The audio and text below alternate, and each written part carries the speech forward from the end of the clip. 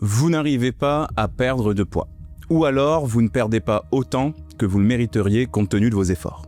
Je vois ça tous les ans en consultation depuis 10 ans que je fais ce métier et croyez-moi, c'est tout à fait normal. Le problème, c'est que vous faites les choses à l'envers.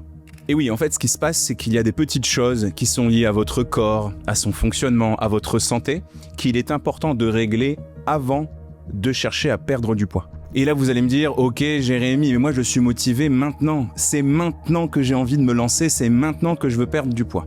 Je le comprends complètement. Mais je vous promets que si vous réglez les petites choses dont je vais vous parler aujourd'hui dans cette vidéo, vous allez perdre du poids beaucoup plus facilement, beaucoup plus rapidement, et vous allez réussir à conserver ce poids perdu dans la durée beaucoup plus facilement aussi. Parce que manger moins et bouger plus ne suffit pas toujours, aujourd'hui je vous donne les 4 choses qui peuvent ralentir, voire bloquer votre perte de poids, et bien évidemment, comment y remédier. La première chose qui peut ralentir ou empêcher votre perte de poids, c'est ce qu'on appelle l'inflammation chronique. Alors, premièrement, sachez que l'inflammation, c'est quelque chose de tout à fait naturel et de tout à fait nécessaire pour notre santé. C'est un mécanisme de défense que possède notre corps. Quand il y a une menace, quand il y a un problème à un endroit précis, notre corps va envoyer beaucoup de sang à cet endroit-là. C'est notamment ce qui se passe quand on se met un coup de marteau sur le bout du doigt, par exemple. Le doigt va gonfler, être plus rouge, un peu douloureux. C'est parce qu'il y a beaucoup de sang qui arrive en très peu de temps. Si l'inflammation ne dure pas dans le temps, on appelle ça une inflammation aiguë et c'est absolument nécessaire pour qu'on soit en bonne santé. Mais si cette inflammation est permanente, si elle est chronique, on appelle ça une inflammation de bas grade chronique et ça peut clairement bloquer toute perte de poids. En fait, imaginons que tous les jours, vous sortez de chez vous pour aller sur votre lieu de travail et vous avez votre paillasson qui a un coin qui rebique un tout petit peu. Vous vous prenez les pieds dans ce coin de paillasson et vous tombez sur la paume de vos mains. Rien de bien grave, vous êtes un petit peu égratigné, ok, pas de souci. Mais imaginons que le lendemain, ça se produise encore. Et le surlendemain, encore. Et encore, et encore. Premièrement, il serait peut-être temps de changer ce paillasson ou être un peu plus attentif ou attentive.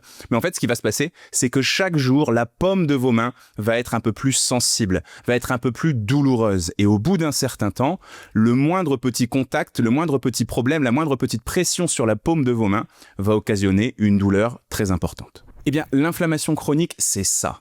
C'est quand votre corps est abîmé et sensibilisé sur du long terme et ça touche quasiment l'intégralité de votre corps et votre corps tourne donc au ralenti.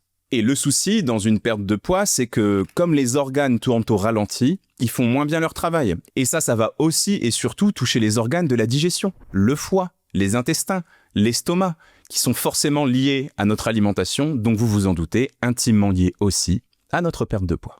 En plus de ça, tous ces organes vont aussi être beaucoup moins sensibles aux messages qu'ils peuvent recevoir. Par exemple, il y a 2 hormones dans notre corps qui définissent à quel point on a faim et à quel point on n'a plus faim, on est rassasié, on appelle la gréline et la leptine.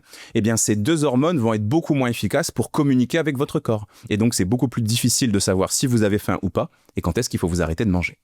Alors, c'est bien beau ça, mais comment savoir si vous souffrez d'inflammation chronique ? Il faut savoir qu'il y a beaucoup de choses qui vont être déréglées dans votre corps et il faudrait faire un peu une sorte de petit dépistage. Donc ça, je vais vous le faire très rapidement pour cette vidéo, mais sachez que je vous prépare une grosse vidéo avec un questionnaire que j'ai créé ces derniers jours pour pouvoir dépister l'inflammation chronique. Premièrement, vous allez avoir des problèmes digestifs. Constipation, ballonnement, ventre gonflé, gaz, diarrhée, etc. Que ce soit au quotidien, mais aussi particulièrement juste après les repas. Ensuite, vous allez être épuisé en permanence. Et malgré ça, vous allez avoir beaucoup de mal à vous endormir et avoir des nuits qui sont calmes et réparatrices. Ensuite, vous allez avoir du mal à rester concentré, avoir du mal à réfléchir, un petit peu comme si vous étiez dans le brouillard à longueur de temps. Ensuite, vous allez avoir un système de défense immunitaire qui est très peu efficace. Donc premièrement, vous allez souvent avoir des petites allergies ou des petits rhumes, le nez qui coule, la gorge qui gratte, l'envie d'éternuer, particulièrement au réveil. Mais en plus de ça, dès qu'il y a une petite maladie bénigne qui traîne, elle est pour vous. Vous allez enchaîner les gastro, les bronchites, les angines, etc. Ensuite, vous allez avoir des règles qui sont douloureuses, voire des règles dont le rythme est perturbé, mais vous allez aussi faire des infections urinaires ou des cystites à répétition. Et puis on note aussi très souvent des problèmes de peau, de l'acné, des plaques, des rougeurs, de l'urticaire, du zona, etc. La solution, pour être assez synthétique, elle est plutôt logique. Il faut augmenter la consommation d'aliments anti-inflammatoires et diminuer la consommation d'aliments pro-inflammatoires. Dans les bons aliments, donc les anti-inflammatoires, on va retrouver les fruits, on va retrouver les légumes, attention de qualité, de saison, pas bourré de pesticides, etc., etc. On va aussi retrouver les épices, les herbes aromatiques, les fruits à coque, les poissons gras et toutes les protéines de qualité, ça veut dire toutes les protéines qui ne sont pas industrielles. En parallèle de ça, il va falloir limiter les aliments pro-inflammatoires, ça veut dire tous les sucres de mauvaise qualité, c'est-à-dire tous les sucres qui ne sont pas naturels, les sucres industriels, les sodas, les bonbons, les glaces, le pain de mie, tout ça. On va aussi limiter toutes les graisses transformées industriellement. Là, je pense encore une fois aux biscuits, à la margarine ou encore une fois au pain de mie pour continuer à lui taper dessus. Bien évidemment, il faut aussi limiter l'alcool, peut-être l'un des plus puissants désinflammatoires, et aussi éviter de manger trop souvent, d'avoir des grignotages à répétition, parce que ça ne laisse pas le temps à votre tube digestif de se reposer et donc de calmer cette inflammation. Toute cette logique concernant l'inflammation, c'est vraiment un pilier super important si vous voulez perdre du poids. Et d'ailleurs, c'est l'une des bases de la méthode Nutriscope. Donc si vous voulez perdre du poids à mes côtés, n'hésitez pas à aller faire un tour sur mon site, lenutriscope.fr, et je vous remets toutes les informations dans la description. Deuxième raison pour laquelle vous ne perdez pas de poids, ou pas aussi vite que vous le voudriez, vous avez un déséquilibre du microbiote, c'est-à-dire des bactéries que vous avez dans votre ventre. Est-ce que vous saviez que, nous les êtres humains, nous sommes davantage constitués de briques, de cellules qui ne nous appartiennent pas plutôt que de cellules qui nous appartiennent. Je vous explique ça un peu plus précisément. Notre corps est fait de briques. Vous le savez peut-être, vous le voyez si vous regardez votre peau de vraiment très près, on appelle toutes ces briques des cellules. Il y a des cellules pour la peau, des cellules pour les muscles, des cellules pour le gras, etc., etc.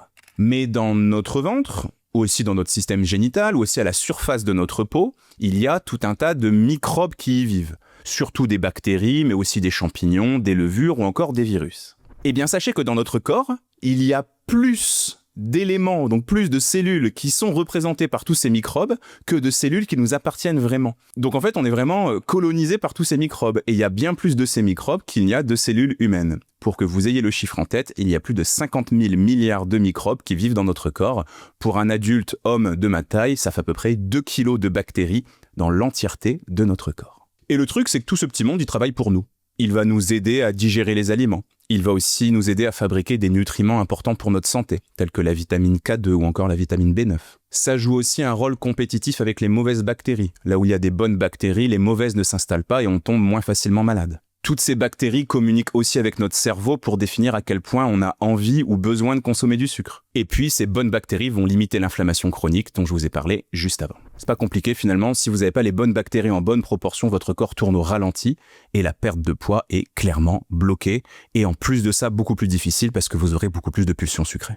Alors, ici, comment faire ? Premièrement, il va falloir consommer ce qu'on appelle des probiotiques, c'est-à-dire consommer tout simplement ces bactéries. Et on les trouve principalement dans ce qu'on appelle les aliments fermentés. Bien évidemment, les fromages, les laitages fermentés, les skyrs, les yaourts, les fromages blancs, les petits suisses, le vinaigre, la choucroute, aussi tout ce qu'on va appeler les petits pickles là, si vous avez l'occasion de consommer ça, c'est excellent pour la santé. Et puis toutes les boissons fermentées, le kéfir, le tempeh ou encore le kombucha, qui est très à la mode en ce moment. Bien sûr, si c'est compliqué pour vous de consommer tous ces aliments fermentés, vous pouvez aussi faire une petite cure de probiotiques, je vous en avais déjà parlé. Mais en parallèle de ça, il faut aussi nourrir tout ce petit monde, nourrir toutes ces petites bactéries. Et ces bactéries, elles adorent les fibres. On appelle ça d'ailleurs des fibres prébiotiques. Et là, c'est pas très compliqué, on va retrouver ça surtout dans les fruits, dans les légumes, dans les fruits à coque, dans les féculents complets, dans les légumineuses si vous les tolérez bien, mais aussi par exemple dans les herbes aromatiques. Troisième raison pour laquelle vous ne perdez pas de poids ou pas aussi vite que vous le voudriez, vous avez un manque, vous avez une carence en quelque chose qu'on appelle de la sérotonine. Bon, ici, pour comprendre ça, il faut bien garder en tête que tout notre corps, de la tête aux pieds, est connecté. Et il est important que différentes parties de notre corps communiquent les unes avec les autres. La première voie pour communiquer, c'est la voie électrique. Ça passe par les nerfs. Mon cerveau dit à mon bras « bouge », il envoie un influx électrique dans les nerfs, mes muscles se contractent, mon bras bouge. Mais il existe aussi un système de communication à distance, qui est un petit peu différent. Et là, ce sont les hormones qui rentrent en jeu. Les hormones, ce sont des éléments qui vont circuler dans notre corps, qui sont fabriqués par des organes qu'on appelle des glandes, par exemple la thyroïde est une glande, et qui vont être renvoyés jusqu'à l'organe cible pour lui donner des informations. Est-ce que j'ai faim ? Est-ce que je suis excité ? Est-ce que je suis stressé ? Etc., etc. En parallèle de ça, il y a un mécanisme qui ressemble beaucoup aux hormones. On appelle ça les neurotransmetteurs. C'est exactement le même fonctionnement, sauf que les neurotransmetteurs sont pas fabriqués par des glandes, mais par notre cerveau, et ils vont généralement beaucoup moins loin dans notre corps. Mais pour être clair, dans cette vidéo comme dans toutes les vidéos que j'ai faites sur cette chaîne, je vais me permettre de faire l'amalgame entre les hormones et les neurotransmetteurs. Les spécialistes de la biochimie, je vous vois, si vous voulez m'insulter en commentaire, n'hésitez pas.